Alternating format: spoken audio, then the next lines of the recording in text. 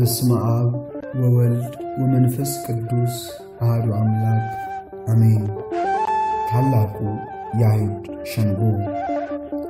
ታላቁ የአይሁድ ሸንጎ በስልጣን ከፍተኝነት ከሌሎች ታናናሽ ምክር ቤቶች የሚበልጥና የራሱ ሕግ አስከባሪዎች ወታደሮች ያሉት የአይሁድ ፍርድ ሸንጎ ነው።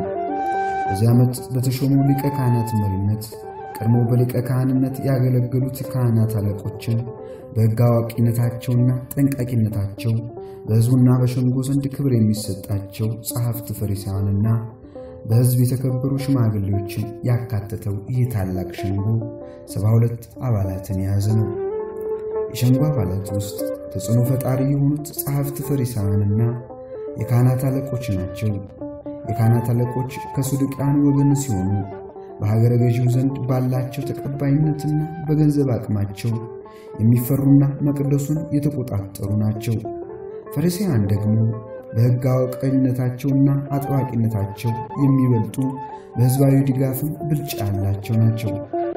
ነቢዩ ዳዊት አለቆችም በእግዚአብሔርና በመሲሁ ላይ በአንድነት ተሰባሰቡ እንዳለው እርስ በርሳቸው በነገር ሃይማኖትም ሆነ በሀገራዊ ጉዳዮች ላይ ጨርሶ የማይስማሙና የሚጠላለፉ ባላንጣዎች ቢሆንም የማይስማሙት በጌታ መገደል ተስማምተው ተሰባስበዋል። በመድኃኔዓለም ዕለት በማለዳ በሚደርሰው ምስጋና የአይሁድ ማኅበር ተባበሩ፣ አምላክን ለመስቀል ተማማሉ፣ ደሙ በእኛና በልጆቻችን ይሆናሉ፣ ክብሩን ንጉሥ ሰቀሉ እንደማለት ነው። ታላቅ የአይሁድ ሸንጎ የሚሰበሰበው ለሶስት ታላላቅ ጉዳዮች ሲሆኑ ሌሎች ጉዳዮች ግን በታናናሽ ሸንጎችና አንዳንድ ጊዜም በሊቀ ካህናቱ ውሳኔ ብቻ ያልቁ ነበር። ይህ ድንጋጌ ለነቢዩ ሙሴ አማቱ ዮቶር በሰጠው ምክር ላይ ከሚገኘው እነርሱ በታናሹ ነገር ሁሉ እነርሱ ይፈሩ፣ አውራውን ነገር ግን ወደ አንተ ያምጡት የአስተዳደር ተዋረድ ስልት የተወሰደ ድንጋጌ ነው። ታላቁ ሸንጎ የሚሰባሰበው የሶስት ሰዎችን ጉዳይ ለማየት ብቻ ነበር። የመጀመሪያው የንጉሥ ጉዳይ ነው። ምንም እንኳ ዘግይቶ በሮማውያን እጅ በመውደቅ የመወሰን አቅሙ ይድከም እንጂ ታላቁ ሸንጎ እንደ ሕጉ ከሆነ ንጉሥንም ቢሆን አቅርቦ መመርመርና ጥፋተኛ ሆኖ ካገኘው በንጉሥ ላይ የመፍረድ ሥልጣን ነበረው። ከዚህም አልፎ ንጉሥ ያለ ታላቅ ሸንጎ አጽዳቂነት ጦርነት ማድረግም አይችልም ነበር። ለዚህ ምሳሌ የሚሆነው የንጉሥ ዳዊት የጦር ምክር ላይ ተሳታፊ የነበረው የታላቁ ሸንጎ ካህን አብያታር ነው። በዚህ ሸንጎ ቀርቦ የሚመረምረው ሁለተኛው ሰው ሊቀ ካህናት የሆነ ሰው ነው። ሊቀ ካህናት ሆኖ ለሸንጎ የሚያበቃ ጥፋት ከደረሰበት ታላቁ ሸንጎ ተሰብስቦ የሚመረምርና ፍርዱን ያስተላልፋል። ሶስተኛው ሰው ደግሞ መሲህ ወይም ነቢይ ነኝ ብሎ የተነሳ ሰው ሲሆን ሸንጎ የመሲህ ነኝ ባዩን ማንነት መርምሮ የተናገረው ነገር ባይፈጸም ከፈጣሪ ያልተላከ እንደሆነ ወይም ከፈጣሪ የተላከ መሆኑን የማጣራት የቅጣት ወይም የምህረት ውሳኔ የማስተላለፍ ኃላፊነት አለበት። ዘጸአት ምዕራፍ 18 ከቁጥር 22። ምንኛ ድንቅ ነው!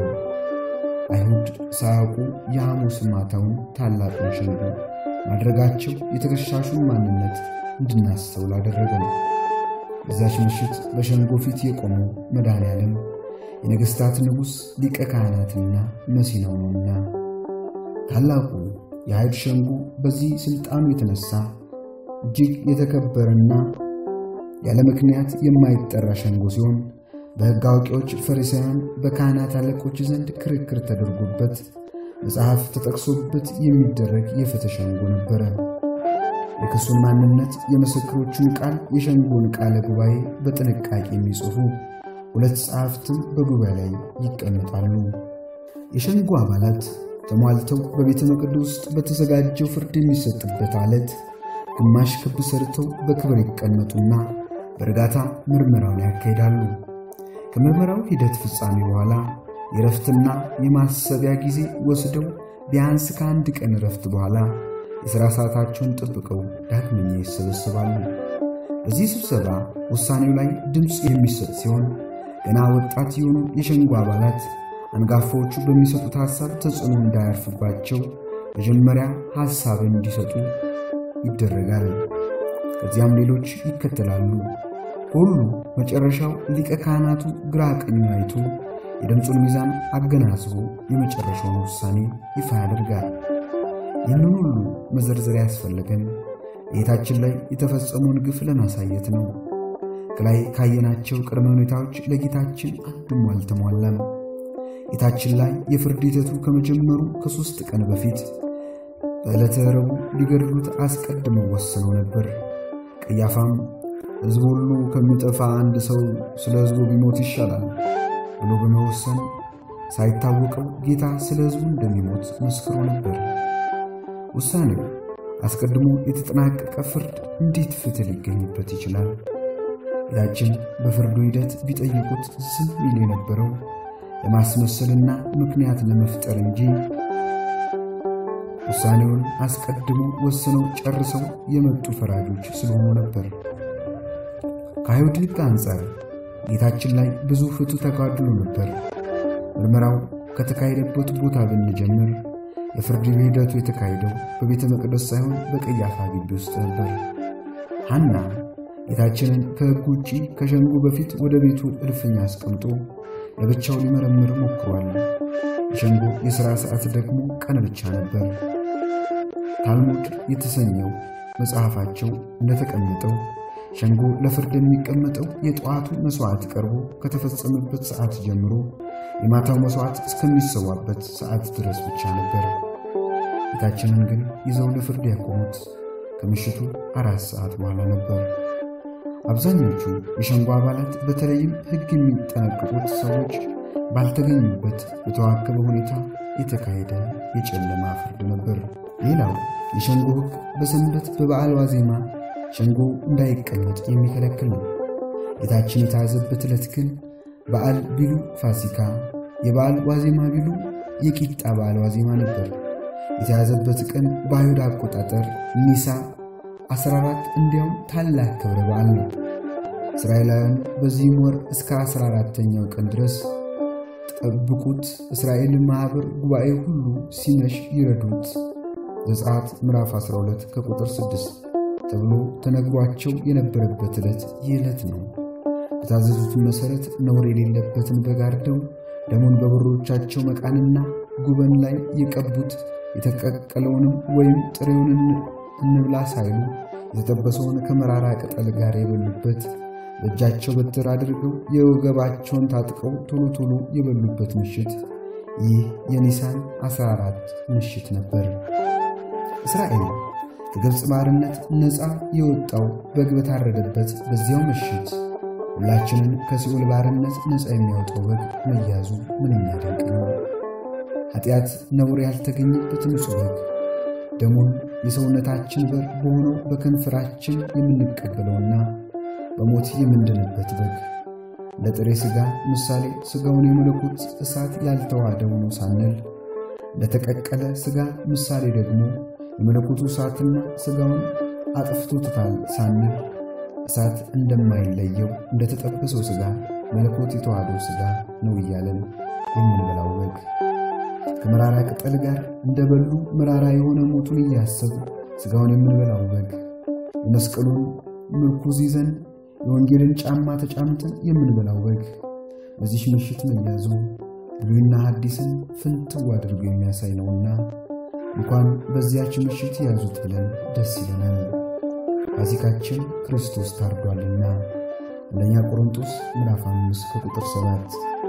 ሊቀ ካህናቱ ጌታችንን በበዓል ከመያዛቸው በተጨማሪ የፍርዱ ሂደት የሚጽፉ መጽሐፍትም በሸንጎ ላይ አልነበሩም።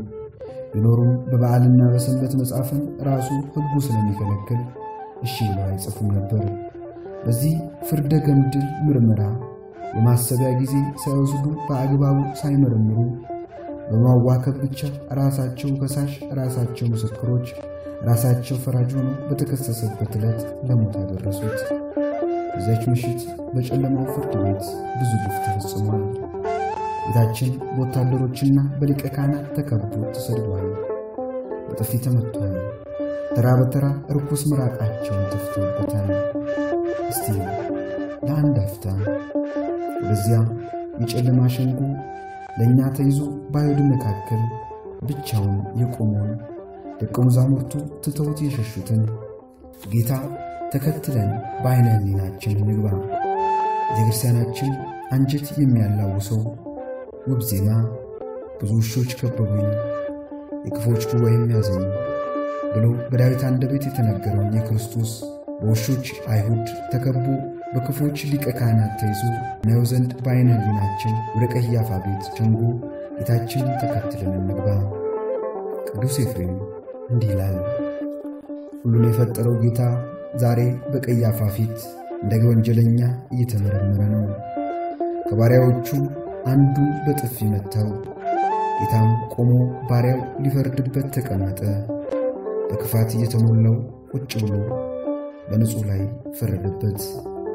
እነዚህ ነገሮች ባሰብኩ ጊዜ ልቤ በፍርሃት ይንቀጠቀጣል፣ ሰማያትም ይንቀጠቀጣሉ፣ ምድርን መሰረት ይናወጻል። መላእክትና ሊቀ መላእክት በፍርሃት ይጨነቃሉ። ሚካኤልና ገብርኤል በክንፎቻቸው ፊታቸውን ይሸፍናሉ። ባሪያ ጌታውን በጥፊ ሲመታ ባዩ ጊዜ ኪሩቤል ከዙፋኑ ስር ይሸሸጋሉ፣ ሱራፌልም ክንፎቻቸውን ያማታሉ።